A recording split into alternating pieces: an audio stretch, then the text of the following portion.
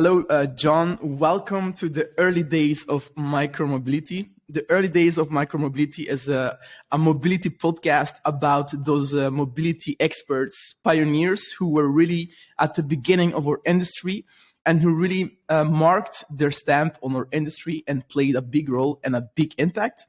So the podcast is kind of like to thank you, but also to kind of like learn more about yourself, your team, your passion, and why you did what you did to really achieve the things you achieved. So thank you very much for your time, and I am very excited to have you on the podcast.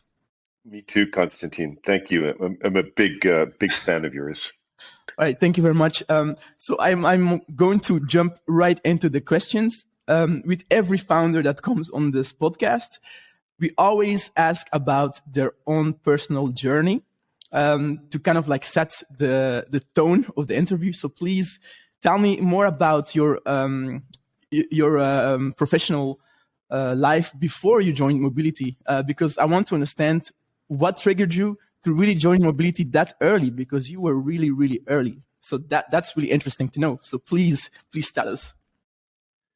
Well, Konstantin, I originally came out of the press. I was in the media. I worked for quite a few years at Business Week magazine, which was the main American business news weekly. So I had a real interest in entrepreneurship and business and big economic trends. And I was actually the Europe editor of Business Week. And so one of the things that has really fascinated me all my life, and I have a big passion for, are cities. I grew up in the heart of New York City in Manhattan. I've always lived in cities. Cities are where big ideas take place, big economic and societal trends take place. So, and I think if I look at my life, I think that's been the one sort of big trend throughout is this fascination with cities and how they develop in time. So I left the press. I left Business Week in about 2005, about 15 years ago, and I think I saw the writing on the wall for the print press. Luckily, it was destined to happen, right? It was destined to happen, but I think I kind of anticipated it. Luckily, I suppose. But it was also, I wanted to do something different. And I was approached by a very big French communication conglomerate called Publicis, which is one of the big forces in global advertising and media. Yep. And they had grown very quickly to be an international company, but was still managed as a kind of French concern. So I think they wanted someone who knew the world, who was at home in Europe, but also in the United States, etc. So I joined them as head of public affairs and international strategy. And then after a couple of years, I was offered a job to run one of the big subsidiaries of this company in Geneva, Switzerland, which produces the World Economic Forum in Davos. So I wound up in the top job in Davos, putting together people and companies and countries and global leaders, etc. And it was really terrific. It was kind of the high point of the World Economic Forum in Davos, where we'd have, Mark Zuckerberg would come with the King of Jordan and Yasser Arafat, and it was all absolutely fascinating and great fun. Yeah. But it coincided with more and more in my thinking, why were urban leaders not present at the conversation in Davos? Exactly. And I really kind of pushed for that to happen. I think it wasn't quite the moment. I felt that the big new trend was cities, the future of cities, and how cities were being impacted by the digital revolution, by the internet, by connectivity technologies, etc. But it was, I think, it was in a way, timing is everything in life. So I think it was a little bit too early for the World Economic Forum to kind of understand that big trend. So I felt that the idea of bringing together public sector leaders, private sector leaders, sector experts to look at big problems, which is the kind of World Economic Forum methodology, was very well adapted to the city. Nobody owns the city. Okay. So I decided to launch my own nonprofit foundation, institution called the New Cities Foundation, to look at the impact of new technologies on city building throughout the world. And we hit the ground running. We had a lot of support from some corporate tech corporates like Cisco, Ericsson, General Electric, and others. And so I think we anticipated this sort of smart city trend that was just starting to happen. So I ran this new institution. And that was around 2010, right? Yes, around 2010, exactly. And when you look at cities, you very, very quickly come to the mobility and transportation scene. So one of our first, and this is way before micromobility, way before autonomous vehicles, etc. But one of our first projects was with the city of San Jose in Silicon Valley, and Ericsson in Sweden, and the University of California in Berkeley. We kind of put all of these three groups together for a year-long study on commuting and looking at how new social media platforms like Facebook, etc., which were very new at that time, could positively influence commuting and commuting behavior. It was getting our toes wet in the mobility field. And then Google, as you remember, was starting to invest very, very heavily in autonomous driving. They also invested in Uber. Yeah, I think this was before. Well, no, this is before Uber, and this is so.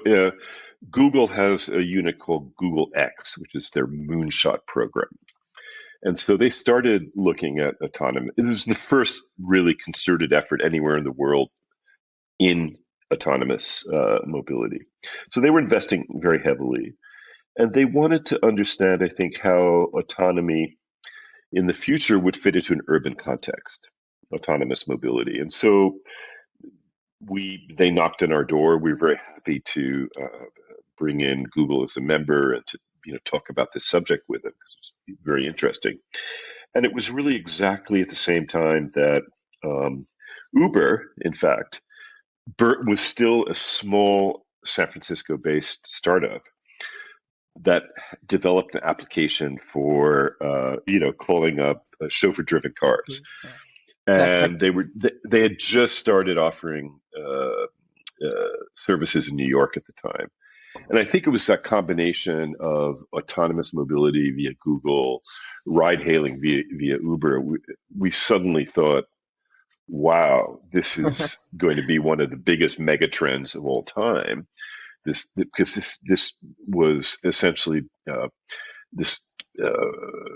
we saw that there would be a massive wave of disruption in mobility and transportation, that every city in the world, big and small, would be impacted.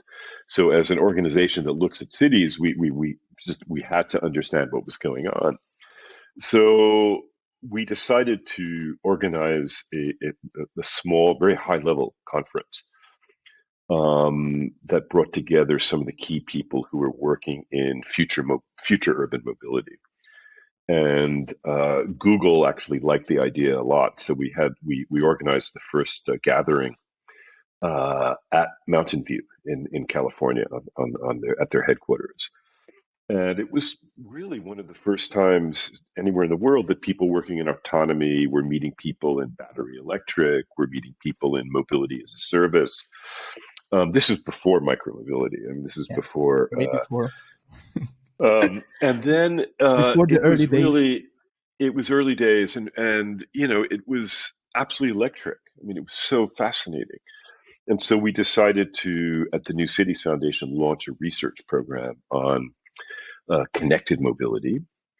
We had another convening in London and then in Tokyo. And so we were gathering kind of our expertise, et cetera, in the field.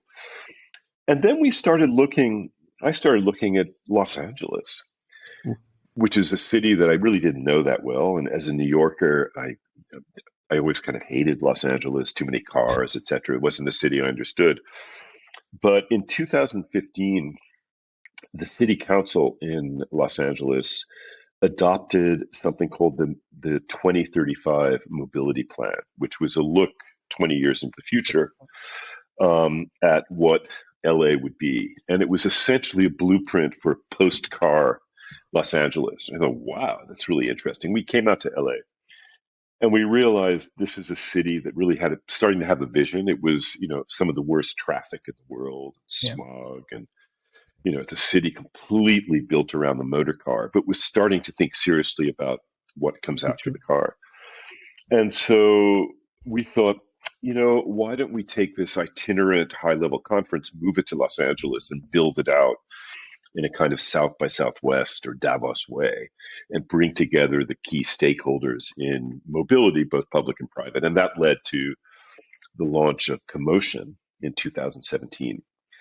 And we spun that out of the foundation into a separate entity. And it's been a big success since then. I think Wow. we were probably one of the first movers in the space. And Yeah. it was in 2017 we had our first CoMotion LA conference, and it was literally maybe 2 months or so after Bird I know. I saw the had videos and the pictures of all the micromobility operators there in LA, yeah and I yeah was so jealous because I wanted to be there as well. and so it was really like 2 months after Bird launched in Santa Monica, which is in Yeah. Los Angeles. And so, we were right at the beginning of the micromobility revolution, which is, of course, is taken off, and it's in every city in the world now, just Yeah. about. Exactly.